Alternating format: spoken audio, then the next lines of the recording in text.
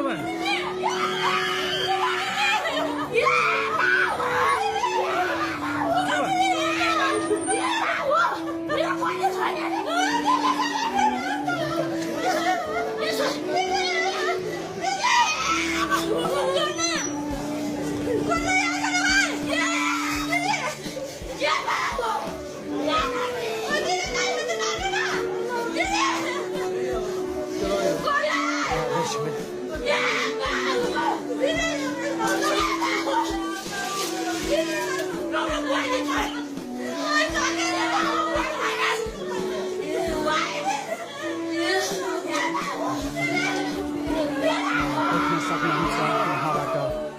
ambulance आइसक्यो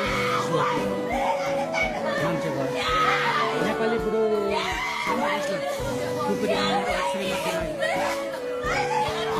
दर्शक यतिखेर हामी तारकेश्वर हस्पिटलमा छौँ